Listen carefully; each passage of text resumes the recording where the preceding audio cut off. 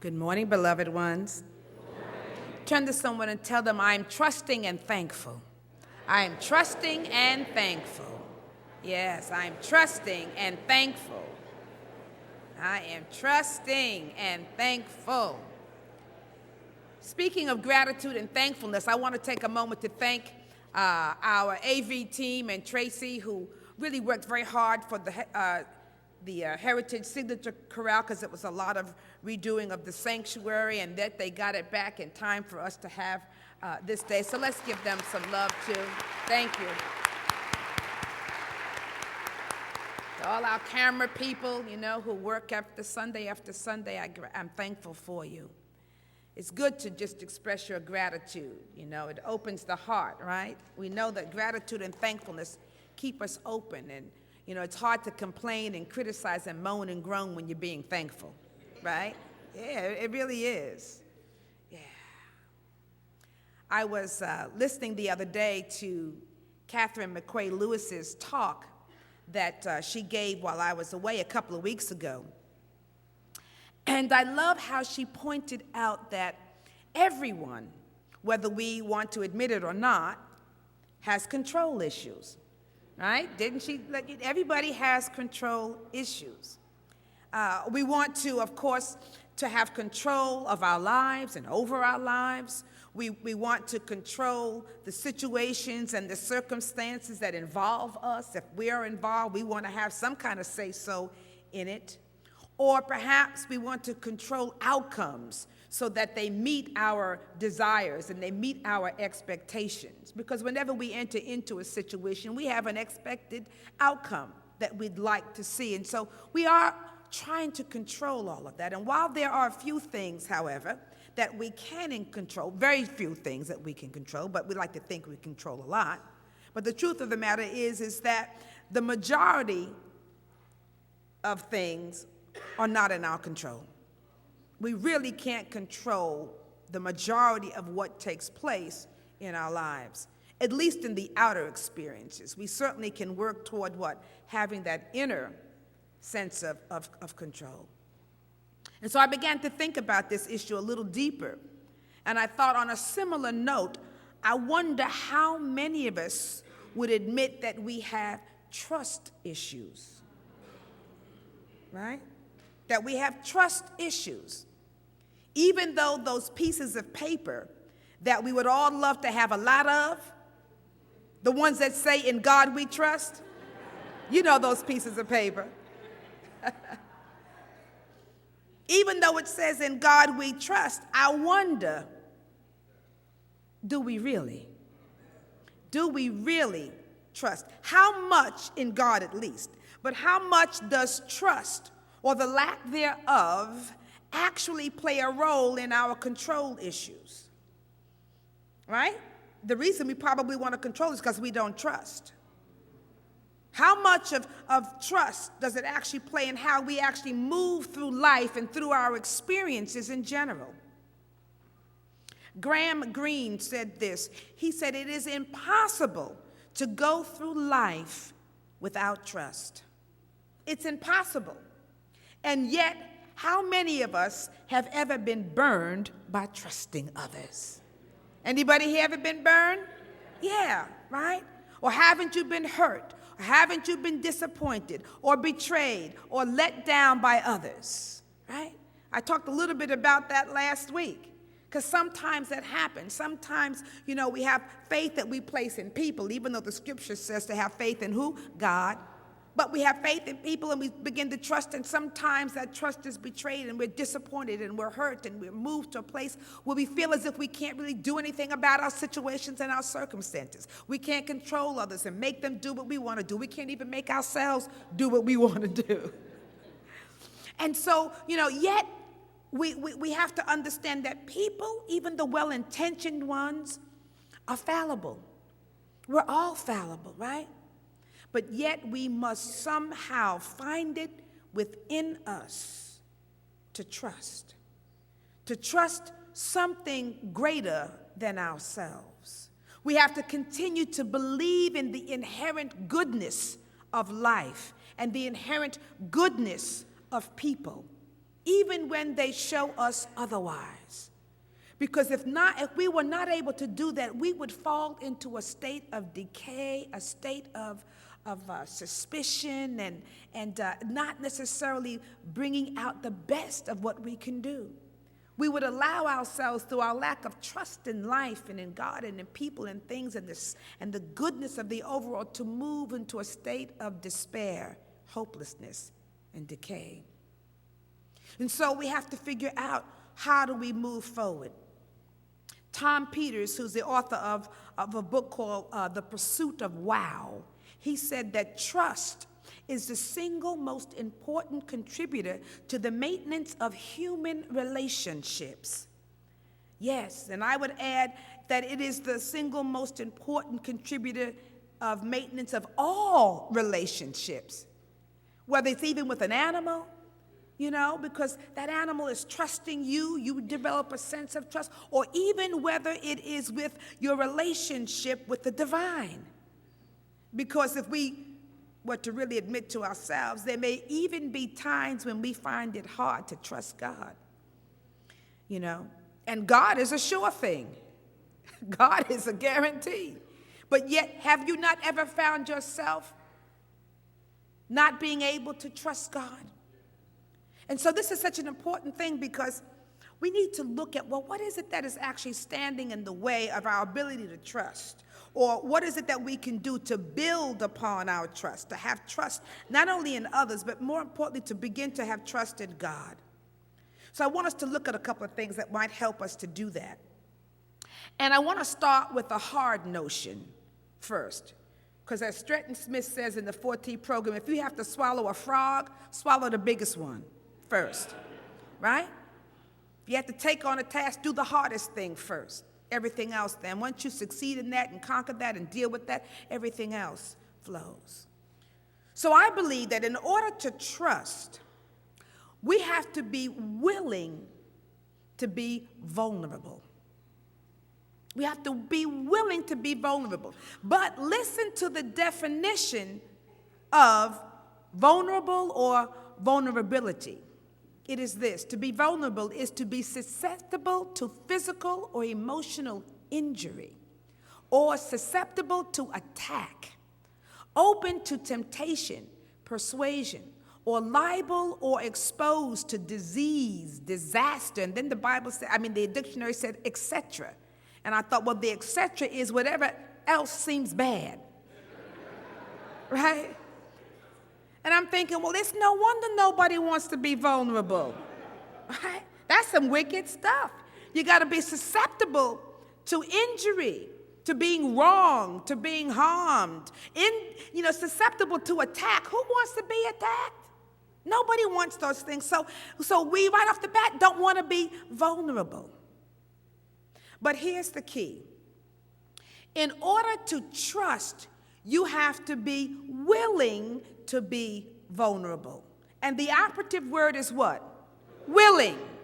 You have to be willing, because if you are willing to face the possibility of all that stuff, which may or may not happen, but if you are willing, because willingness is such a powerful state of being. It gives you so much, because if you're willing, what you will gain may be far greater than what you think you might lose.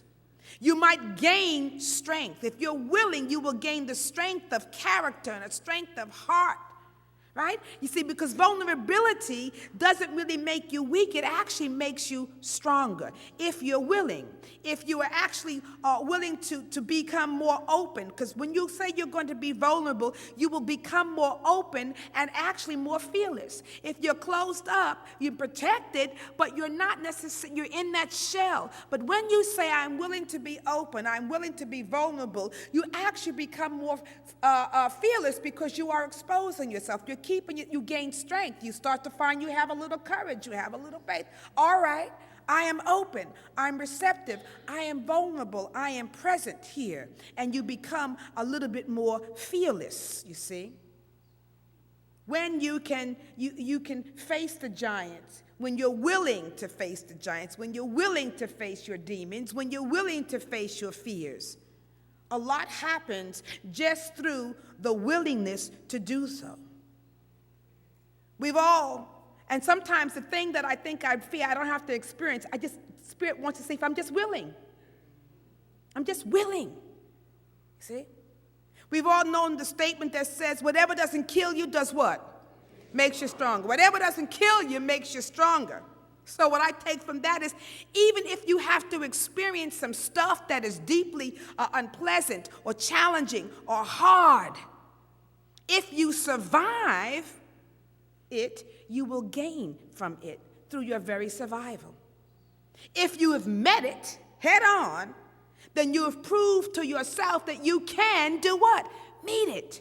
You can survive. Here's a spiritual truism. It says when you, and this is what it's about, when you look something in the eye, when you face it, when you observe it, it changes. That's a spiritual truism, and it is also a part of quantum physics and metaphysics. When you look something in the eye, when you look upon it, when you face it, when you observe it, it changes. It's very powerful because it puts the energy and the power of transformation in your eyes, in your hand, in your presence. You gain power over it versus it having power over you. See, the thing is that when you allow yourself to remain unconscious, when you allow yourself to remain in the dark and you don't want to look at things and you're hiding or whatever, that's when you're the weakest. But when you bring anything that you are afraid to examine, to see, into the light of your own consciousness, into the light of the truth, then it will dissipate. Because to see is to be free. To hide is to be imprisoned. So to see is to be free.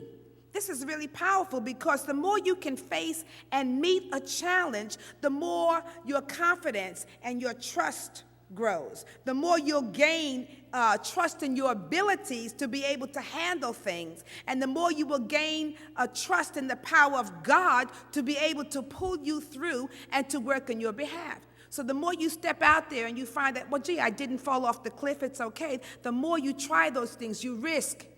You step into the unknown. You face, you become vulnerable, you stand up, the stronger you go, you grow. And what I say is, when trust grows, fear goes. When trust grows, fear goes, because you see it. Krishnamurti said this. He said, it's not that you must be free from fear. The moment you try to free yourself from fear, you create a resistance against fear. Resistance in any form does not end fear. How many of you thought you could end fear by resisting it? It hasn't worked, right? He says what is needed rather than running away or controlling or suppressing or any other resistance is understanding fear. That means watch it, learn about it, come directly in contact with it. He says we are here to learn about fear, not how to escape from it, not how to resist it. So this is the key for us. We have to be willing to face our fears, to face them, because when you face them, friends, they do indeed dissipate. It's the thought of what might happen that has you more fearful than the thing that actually happens, right? And so we're running and running and running from all these shadows and all these boogeymen and all that stuff. If you just stop, the little shadow shrinks, right? Because you see them. So we have to be willing to face our fears, to see them, to name them, to call them out. Because when you keep hiding from them, then they control you. Call them out. Call them out from the recesses of your mind. Look at them, examine them. What is it that I am fearful of? What am I experiencing? Why am I running? And most of the time, there are some basic things. We might fear being rejected. We might fear not belonging, all of those things. But when you examine them in the light of truth, you'll find that it is not so. There will be always somebody. Maybe the masses won't love you. But there'll be somebody that will love you, somebody that will bring you in, somebody that will honor you, lift you up. And so we have to be willing to see these things and put them in the light. Now, once we can do that, once we are developing a habit of being able to look at that which we fear and to stare at and look at it and own it and see it and name it and observe it and then watch it dissipate, bring truth to it, then we're ready for another quality of being that is needed to build trust. And when you're willing to face your fears and you've become vulnerable, you're open and receptive, and you've practiced, you're now disciplined at doing this, and you've practiced it enough, you then move into another state, and that is being worry-free. Because worry and trust cannot exist in the same space, right? It's an oxymoron to say that I trust, and then you worry. It does. You can't have what you got to be one or the other, right? But when you trust that all is well, see, we say these things, but when you trust that all is well, when you trust that God is able, these are the things we say. Oh, God is able. I trust in the Lord. Do you really? Because when you are at that level of deep, abiding trust that everything is in divine order, when you really believe that everything is and will work out for your highest good and the highest good of all concerned, then there is no need to worry. So if you're worrying, it is a signal of your capacity of trusting, right? Someone said this, and I love this. Someone said, if you can solve your problem, then what is the need of worrying? If you cannot solve it, then what is the use of worrying? Don't you love that? If you can solve your problem, there is no need for you to worry. You may have to then get up and do something about it, take action, but you certainly don't have to worry about it because you can do something. And if you can do nothing about what is occurring, then why worry anyway? Very powerful. Being worry-free is a byproduct of trust. That's what you get. Being worry-free is the byproduct of your ability to trust. And that is such a good feeling. To know, all right, I don't know how this is going to work out, but I know it's going to do what? Work out. I don't have to know the how. The how is God's concern. Mine is just to be willing to trust the process. Turn to somebody and say, I trust the process. I trust the process. Trust the process. Now, once you're willing to be vulnerable, and we know what vulnerable means. It means you're going to be susceptible, possible to attack and harm. But when you are willing to be vulnerable and you move into sort of fearlessness, and what I call fearlessness is not being without fear, because it just simply means when you are fearless, you feel the fear and you do it anyway. That's fearlessness. It's not that you ain't going to have. You do it anyway. But when you're willing to be vulnerable and fearlessness and worry-free, then there isn't much left to do to build your trust in this relationship and build your trust in God except to surrender. I'm vulnerable. I'm worry-free. I'm open. I'm fearless, willing to act, feeling the fear, but do it anyway. I'm open. I am now just simply surrendered. And I'm not talking about giving up. I surrender, although sometimes that does work. When your back is against the wall and you've tried everything you can do, you say, you know what? I give up. And Spirit's going, oh, thank God. Thank God. Finally, she's given up. I can do something now. There's room for me to work. But I'm talking about giving up in the sense where you are open, you're surrendered. I am opening up whatever. I am opening up to the Spirit of God. And not in the fashion where you feel you have to push the river or you have to push the envelope, but you are simply in the flow of God's mighty currents of energy and providence and ability to work things out, and you simply just let go. You let go We say it so, I let go, but you let go. Now, I believe that the only way that you can truly let go and let God is if you are familiar with God. If you don't trust God, it's because you don't know God, right? You're not certain about how God really works in your life. Because if you knew God, you'd have to trust God. If you knew God's infinite ability to do all things, you would trust God. So when we don't, it's a matter of us knowing God. So sometimes I said, sometimes it's good to hear some scripture that reminds us of the ability and the sovereignty and the power, and the majesty and the glory and the omnipotence of God. So just open your minds a little bit and your hearts, and I'm going to just share some scriptures that I picked out from a book called God's Promises, and these are God's promises. This one says, trust in the Lord with all thy heart and lean not unto thy own understanding. In all thy ways acknowledge him, and he shall direct your path. Not maybe, not if, he shall direct your path. So trust with all your heart and lean not into your own head and understanding, but in all your ways. And we did a talk on this, how to acknowledge God, right? Acknowledge him, and he shall direct your path. That's Proverbs 3:5. From Jeremiah 33, verse 3. Call unto me, and I will answer thee, and show thee great and mighty things which thou knowest not. I like that one.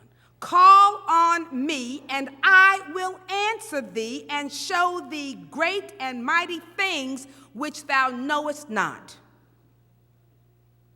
From 2 Corinthians 9, verse 6-8, and God is able to make all grace abound toward you, that ye, always having all sufficiency in all things, may abound in every good work. Meaning God is able to put grace upon grace upon grace in your path so that you can abound in everything that you do, every good work. This one says, as for God, his way is perfect. The way of the Lord is tried. He is a buckler to all those that trust him. Psalms 18, verse 30. So it's saying that, God's word is tried. It's already been proven. When God says, it is done. And this is we can guarantee, this is from Isaiah 46, 10b and 11b. It says, my counsel shall stand. Meaning when you come to me for some wisdom, my counsel shall stand. And it says this, I love it. And I will do all my pleasure. And Jesus told us that it was the Father's good pleasure to give us the kingdom. Then he says, I have spoken it, I will also bring it to pass. I have purposed it, and I will also do it. If God says, if I say something to you, if I give you a word, it's going to be done because I'm purposing it. I'm doing it. I'm speaking it. My counsel will stand. Isaiah 46. From Isaiah 43, when thou passest through the waters, I'll be with thee. Through the rivers, they shall not overflow thee.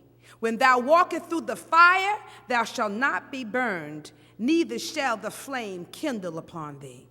Meaning, I don't care what kind of trial or tribulation or circumstance, if it's walking through the river, walking through the fire of life, I will be with you. I will be with you. Then from Isaiah 41, fear thou not, for I am with thee. Be not dismayed, for I am thy God. I will strengthen thee, yea, I will help thee, yea, I will uphold thee with the right hand of my righteousness. From Psalms 55. Cast thy burden upon the Lord, and he shall sustain thee. He shall never suffer the righteous to be moved. If you're coming out with the right use of the truth, you shall not be moved. In Deuteronomy 31:6, be strong and of good courage. Fear not, nor be afraid of them. For the Lord thy God, he it is that doth go with you. He will not fail thee, nor forsake thee. So friends, I could go on and on and on. The point I want to make is that God is an infallible presence. And if you put your complete trust in him, you will find, and not just on occasion, not just on Sunday mornings, but if you put your trust in him every day, you will find yourself being ever so thankful, for he will keep you, guard you, maintain you, sustain you in all of your ways. But you must seek him. You must seek him as if your life depended upon it, because it does. It does. And the scripture says this: all who seek him shall find him. And if you find God, you have everything that you need. So practice surrendering to God in everything and every moment. And you'll find yourself being vulnerable but yet open, fearless and worry-free. But most of all, you will find yourself trusting and being thankful. So let go and let God. Blessings. Amen. Namaste.